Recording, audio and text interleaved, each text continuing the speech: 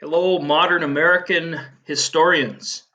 Today we will be discussing the civil rights era, or at least a few of the main events at the very beginning of what we're going to call the civil rights era. It's going to kind of get going with in 1954 with Brown versus Board of Education.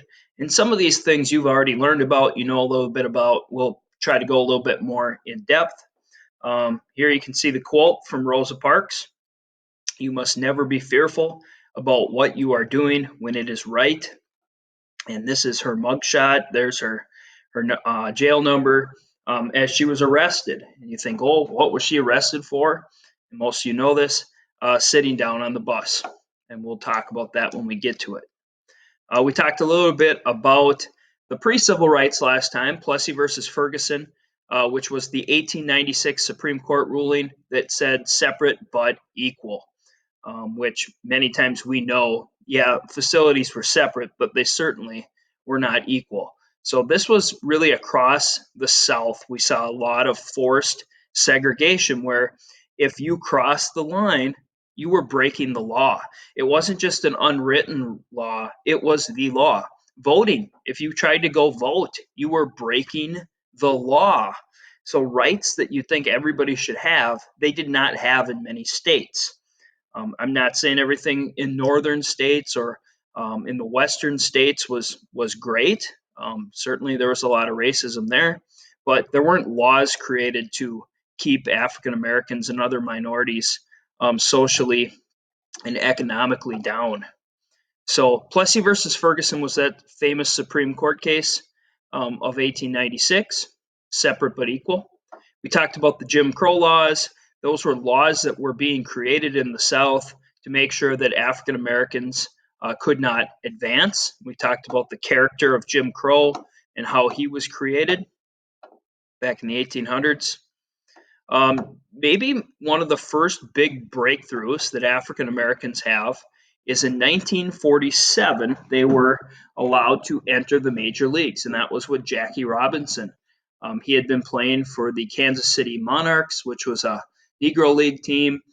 Branch Rickey, the general manager for the Brooklyn Dodgers, basically sought him out and said, "You've got two of the things we're looking for. One, you're a very good player. He probably wasn't the best player in the Negro Leagues, but he was also young. He was educated at UCLA.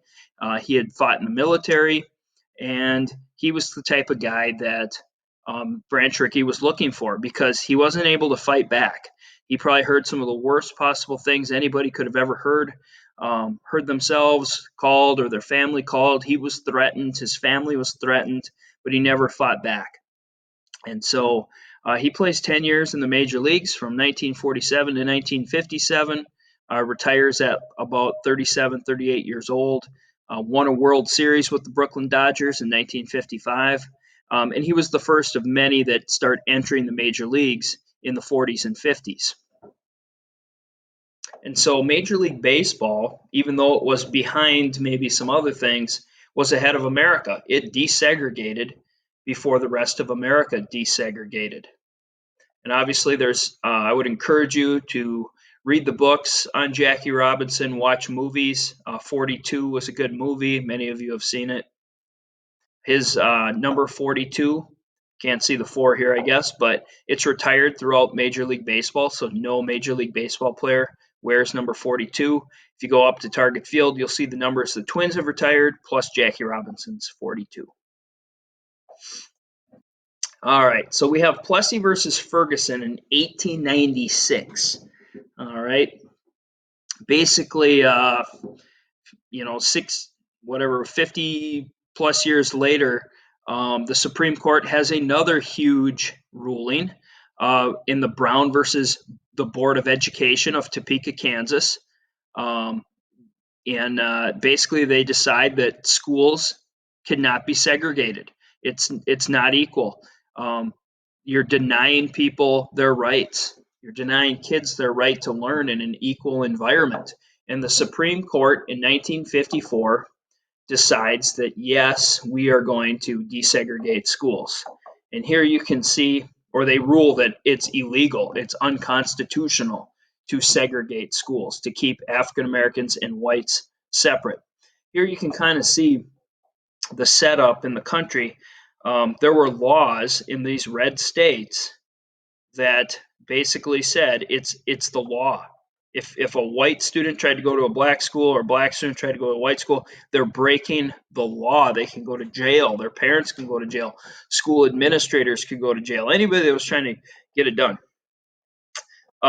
In the yellow states, there really wasn't any legislation about it. In the blue states, it was optional. And here is Kansas, where that Supreme Court ruling basically desegregated the school.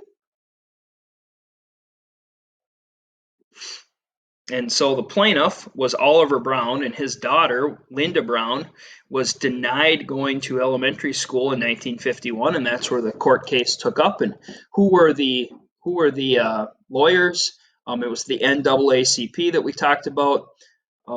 They were the lawyers, and Thurgood Marshall that you see here in the center. He'll become a very famous Supreme Court justice. But Thurgood Marshall was one of the main lawyers for the NAACP, saying, hey, this is unconstitutional. It's going against the 14th Amendment.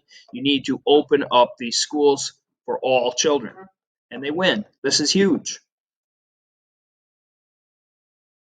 Segregation in public schools ended by court.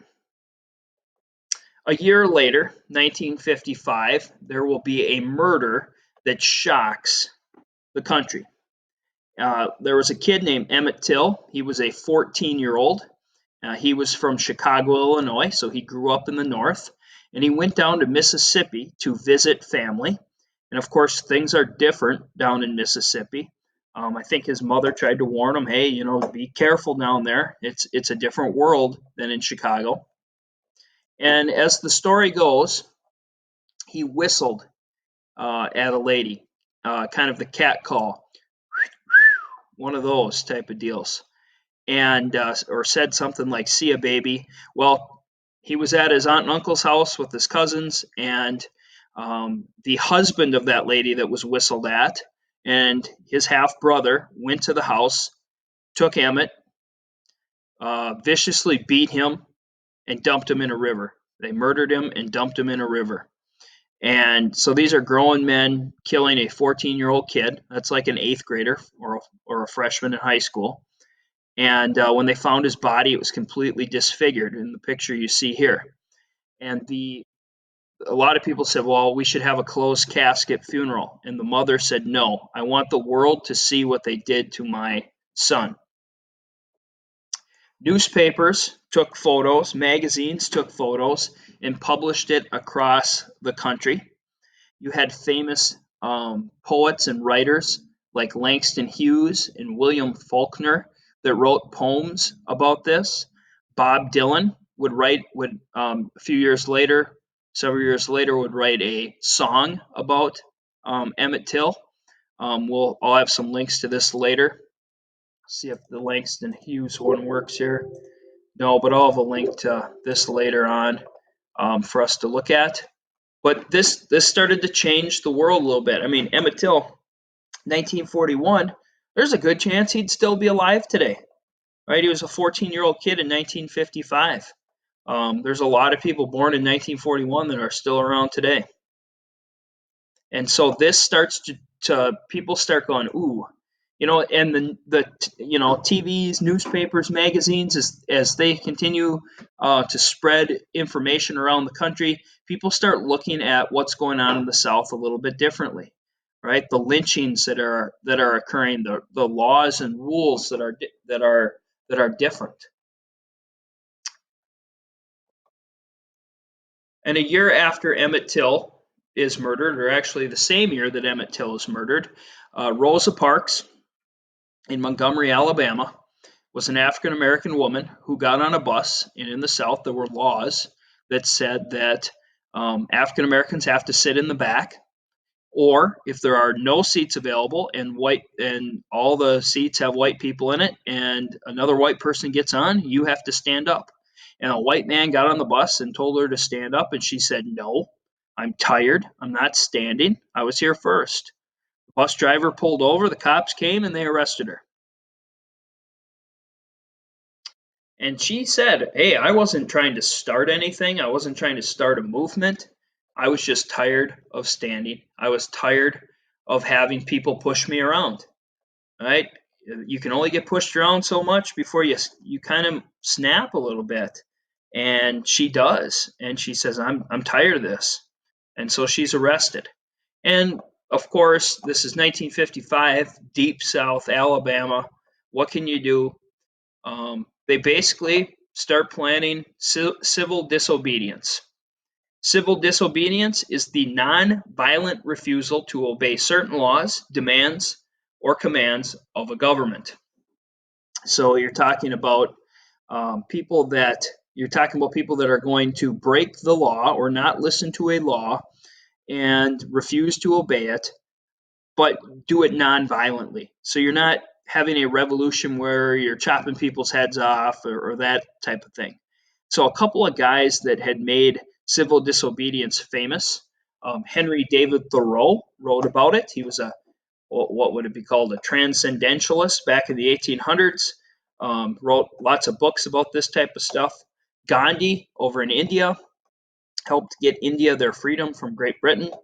And so these were a couple of guys that used civil disobedience. And we're going to see the same thing made famous by Martin Luther King Jr. and other civil rights leaders in the United States. So what do they decide to do to stand up for Rosa Parks? Is boycott the bus.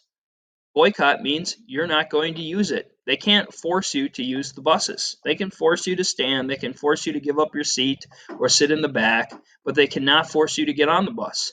And so they set up the Montgomery Bus Boycott, where African Americans refused to ride city buses in Montgomery, Alabama. And this was a protest to segregated seating. So people carpooled if they had cars, they rode their bikes, they took off early and walked to work, or took off early and rode their bikes to work. And this protest was led by a young pastor named Martin Luther King Jr. A lot of people did not know who he was yet. He was not super famous. This is going to make him famous. 40,000 blacks boycotted the bus service. So you have 40,000 people that used to take the bus, not taking the bus anymore. And it's not like they all took it every day, but they took it a lot. And now all of a sudden, the bus services are losing lots and lots of money. After just over a year, so the bus service didn't change right away, but after a year, they said, we have lost so much money that we are going to desegregate the buses. And winning this, it's a kind of a small win, as far as voting and everything else, but it makes Martin Luther King Jr. famous nationally. People were able to see that he was a good leader. When he talked, people listened. He made sense. He was charismatic, and he helps win the day. And so we'll have a few links. We'll look at Brown versus Board of Education. We'll look at the Emmett Till murders, and we will look at the Montgomery Bus Boycott. This is all in the early 1950s. And you would say, okay, well, that's a long time ago. It is, but it isn't. A lot of your grandparents were probably alive at this point. Somebody that's 65 years old or 66, 67, 68, 70, they were little kids when this was happening. So there are people still around that vaguely remember this stuff, or maybe in their 80s or 90s remember it well. And so that's where we'll stop for today, and we will continue on with this tomorrow.